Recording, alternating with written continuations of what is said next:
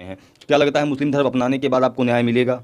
Sir 2000 जब योगी जी की सरकार 2017 में आई उसके बाद से तो मेरे पूरे परिवार के ऊपर फर्जी मुकदमे किए जाने लगे। 2019 में मेरे और मेरे भाई के ऊपर, हम लोग नाबालिग थे उस टाइम सर, और उस टाइम हमारे ऊपर फर्जी मुकदमा किया गया कि मैं और मेरा भाई और मेरे पेरेंट्स हम लोगों ने एसपी ऑफिस को बम से उड़ा दिया है, कुछ ऐसे। कब से आया कि हम हिंदू धर्म में सुरक्षित नहीं हैं और मुस्लिम धर्म अपना कर हमें न्याय मिल सकता है? ये तो हमको 2009 से जब हमको मारा पीटा गया था तो उस समय हमारा जो है मुकदमा दर्ज नहीं कर रहे थे थाने पर। मैं तो बेहोश थी, मेरे पति का कहना है नहीं किए। तो फिर मुख्तार अंसारी का कुछ मुख्तार अंसारी के कुछ लोग थे जो वहाँ पे आए और अहमदाबाद ले जाके मेडिकल करवाए थे। फिर वहाँ से रेफर हमको गाजीपुर कर दिया गया। तो उनका सहयोग हमारे साथ उस समय रहा। तो हमको उसी समय से लगा कि हमारा कोई सहयोग नहीं कर रहा है, तो अब क्या करें। जेल में रहे, कोई मिलने तक नहीं दिया गया। एक बच्चा बाहर था, उसको खोज रहे थे कि इसको मार दे गोली।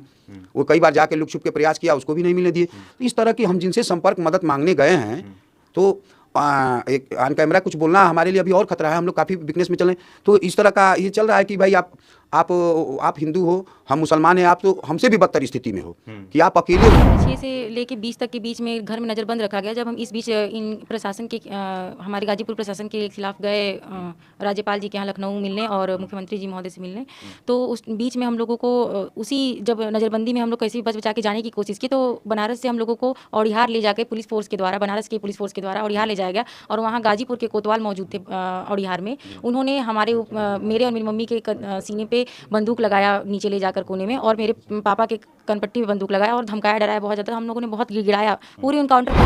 आप कह रहे हैं कि हम धर्म परिवर्तन कर लेंगे, अगर हमें न्याय नहीं मिला तो हम धर्म परिवर्तन कर लेंगे। तो कहा जाता है उत्तर प्रदेश में बाबा की सरकार है, हिंदू की सरकार है, लगातार हिंदुत्व का डंका पीटते हैं बाबा योगी आदित्यनाथ जी और देश के प्रधानमंत्री जी। आपको लगता है मुस्लिम धर्म में जाने के बाद आपको न्याय मिलेगा? हम इस पूरी घटनाक्रम में 15 साल से हमारी जात, हमारी हिंदू धर्म, और वर्तमान में हम लोग जेल में रहे, वहाँ भी हम लोग को आत्महत्या के लिए उकसाया गया, अनशन किए, न्यायिक जांच को लेकर अलग अलग जेल ट्रांसफर हुए। तो न्याय प्रणाली में यहाँ डीएम एसपीओ का हस्तक्षेप था, वहाँ चेंबर में फैसले लिए जाते थे। तो हम लोगों ने कोई, हमारी बिरादरी, हमारी कौम, अब तक हम लोग 2-3 महीने जेल से निकल के आए, कोई मदद नहीं किया। यहाँ तक कि हमारे बच्चों को जानते हुए कि पीसीएस की तैयारी आईएएस बनेंगे, उनको इस्तेमाल किया गया मुकदमेबाजी में कि इनको फंसा दो ताकि इनका करियर खत्म हो जाए और इनको इस तरह का किया जाए। तो हम लोगों के कोई जात बिरादरी, कोई घर द्वार 15 साल से छोड़ रखे हैं, घर पर नहीं रहते हैं। तो हम लोगों ने जो मुसलमान को इस समय टारगेट किया जा रहा है, ये अमूमन दिखता है। मैंने जेल में भी देखा, काफ़ी मुसलमानों ने मुझसे कहा कि देखिए हमारा कोई कसूर नहीं, हम मुसलमान हैं तो जेल में बंद हैं, और हम उन लोगों से संपर्क करना चाहे कि हमारी मदद करें।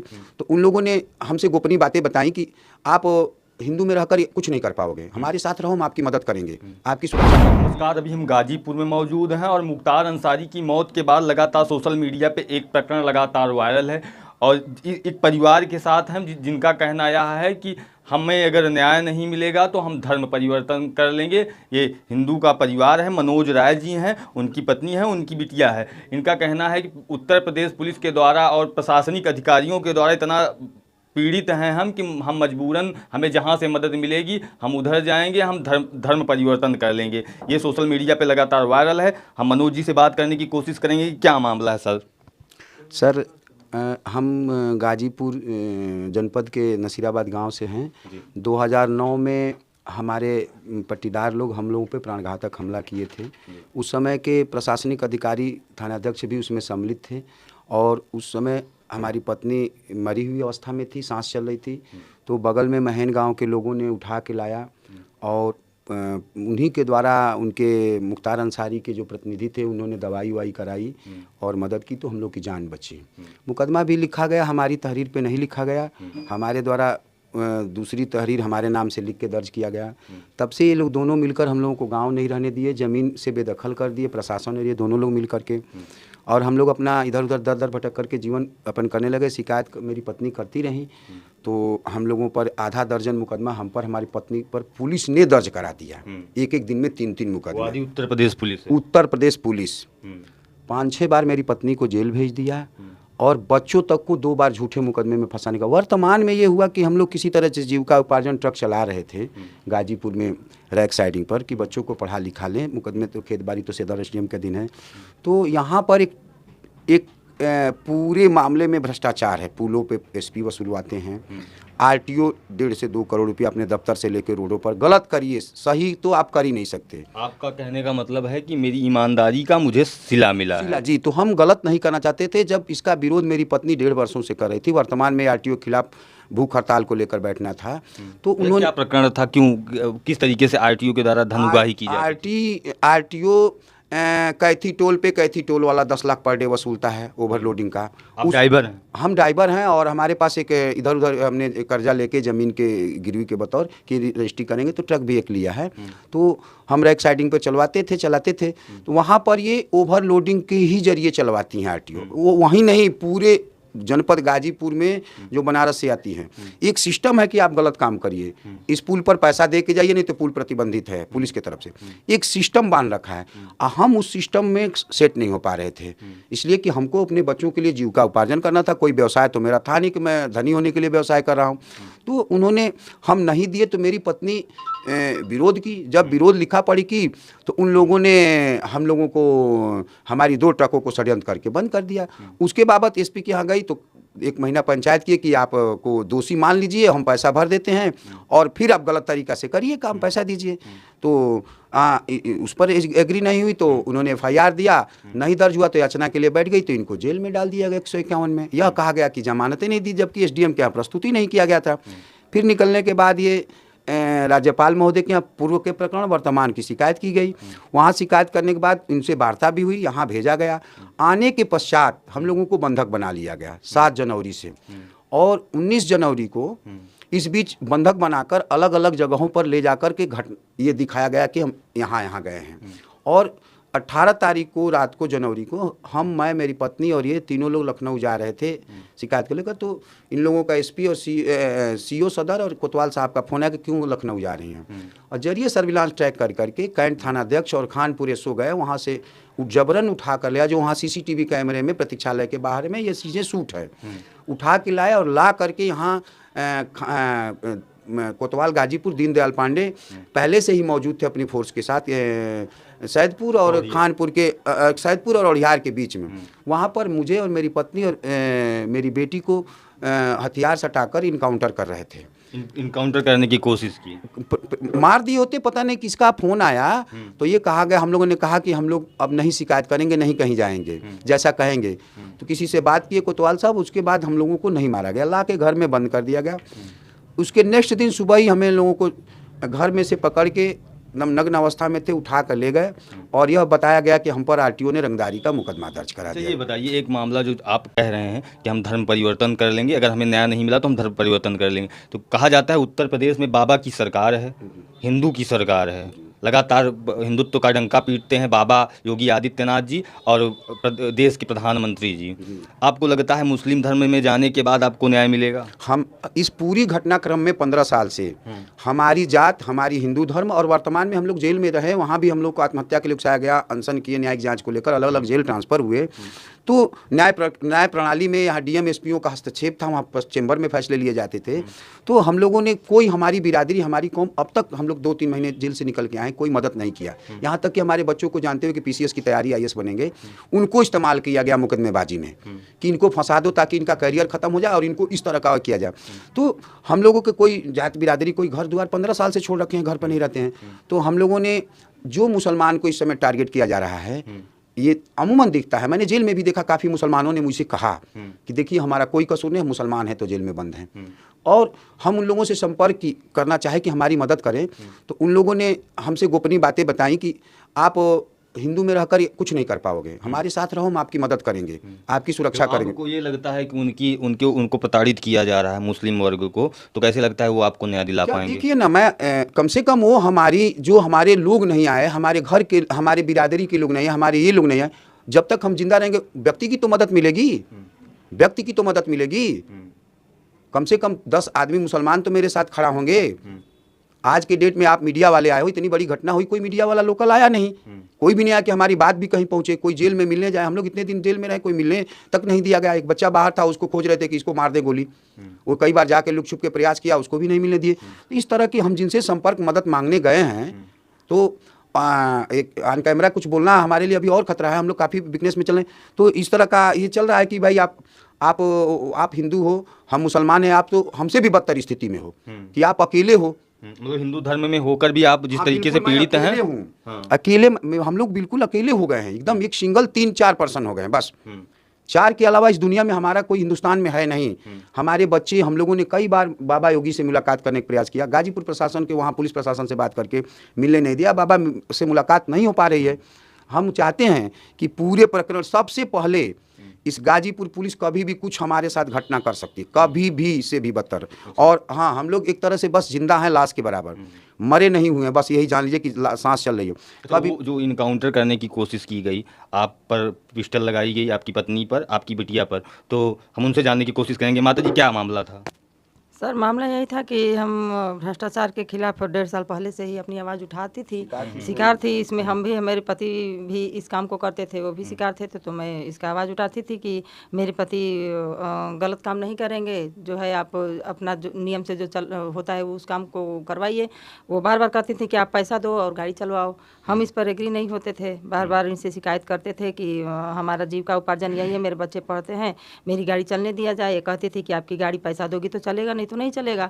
फिर हम अपनी गाड़ी खड़ी करवा कौन कहता था ये पैसा? आरटीओ और सौम्या पांडे। अच्छा, गाजीपुर की आरटीओ सौम्या पांडे का कहना है कि अगर आप हमें पैसा नहीं देंगी तो आपकी गाड़ी नहीं चलेगी। नहीं चलने देंगे। और ये इसमें डीएम, एसपी और कोतवाल का संरक्षण था इनको। तो इनका तो पहले से ही जब आई तो ये हमको कहीं कि हम आ गए हैं, तुम्हारी गाड़ी चलने नहीं देंगे, तुम पैसा दोगी तभी चलवाओगी, नहीं तो पहले के जो आरटीओ थे वो नहीं लेते थे, हम बिना लिए गाड़ी नहीं चलवाएंगे।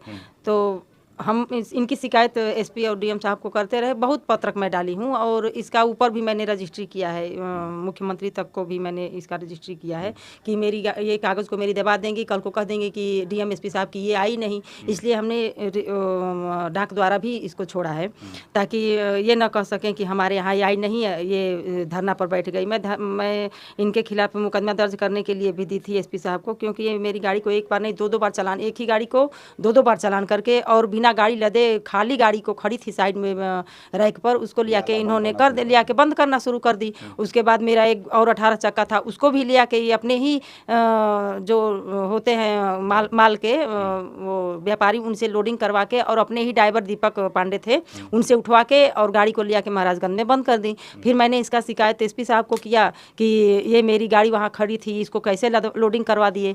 फिर उसका उनको शिकायत की तो वो कहे कि कुछ नहीं होगा, तुम यहाँ से जाओ, एक ही मुद्दा लेके बार बार चली आती हूँ। हम कहें मेरे पास वो कोई मुद्दा, मेरे जीविका उपार्जन का वही वो है, तो मैं मुद्दा क्या लेके आऊँ? मेरे घर द्वार तो सब छोड़वा दिए। 2009 से हम लोग इधर उधर भटक रहे हैं, एक आदिवासियों का जीवन जी रहे हैं, मेरे बच्चों को पढ़ाना है, मेरे पास कुछ साधन है नहीं कि उसका जीविका उपार्जन करें। मेरे पति किसी तरह से चला के उसी से अपना जो है बच्चों को पढ़ाते लिखाते थे, और उसी को उठा लिया के बंद कर दिए। तो कहते थे कि ठीक है, मैं जाँच करवाता हूँ, दिखवाता हूँ, ऐसे करके टालते रहते थे।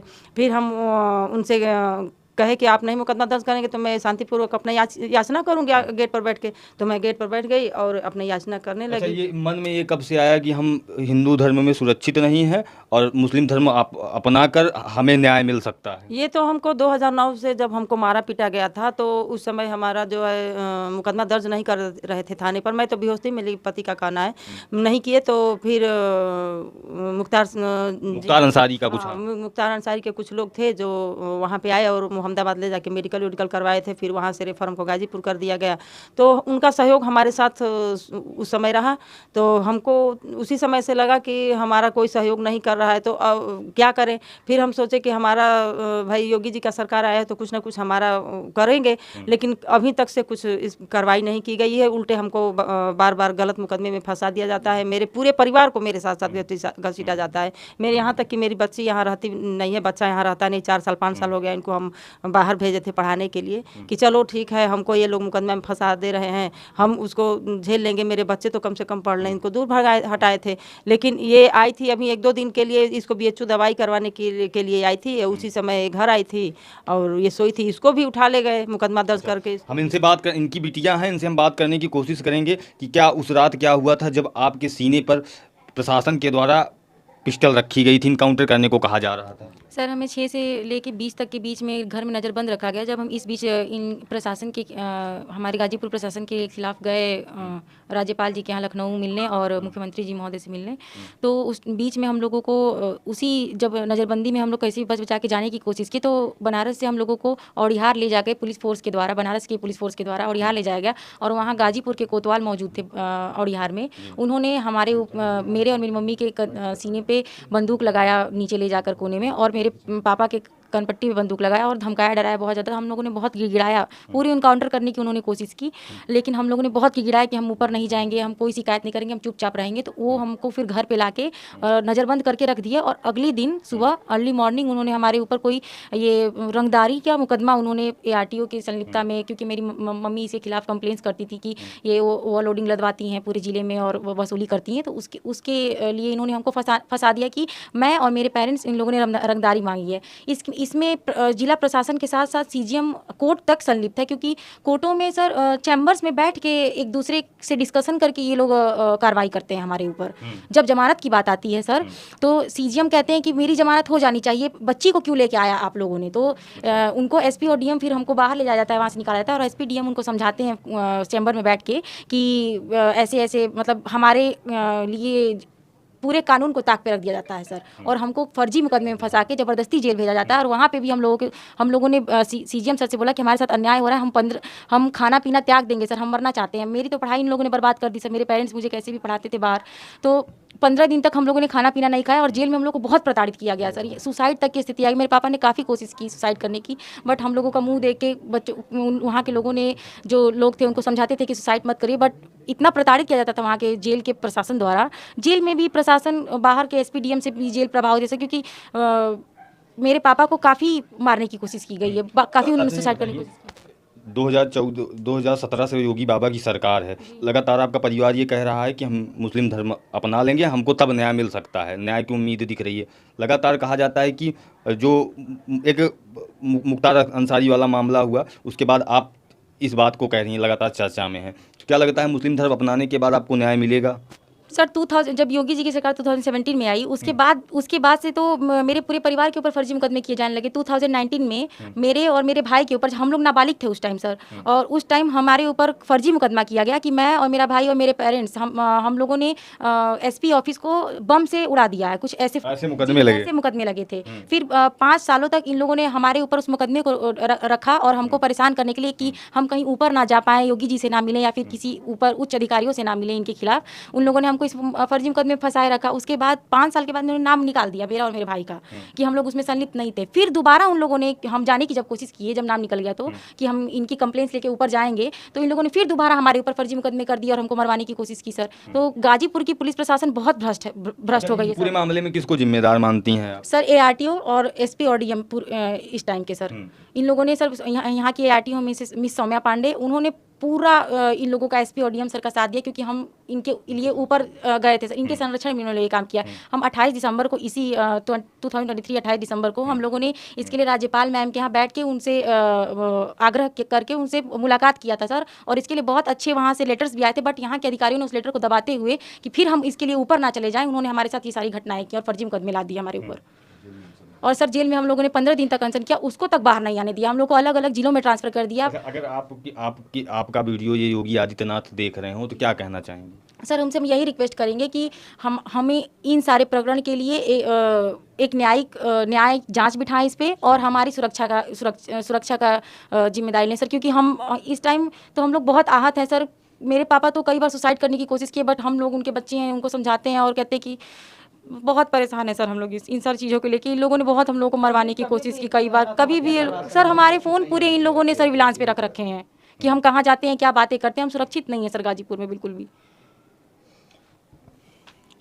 हम गाजीपुर में मौजूद हैं और आप सुन रहे थे। और योगी आदित्यनाथ की उत्तर प्रदेश पुलिस जो है, अगर जिसे रक्षक कहा जाता है वही अगर भक्षक बन जाए तो क्या होगा? हिंदुत्व की सरकार है, योगी बाबा की सरकार है, लेकिन ये परिवार आज मजबूर है हिंदू धर्म से मुस्लिम धर्म में जाने को। इस वीडियो को कैसे आप देखते हैं, कमेंट करें। जय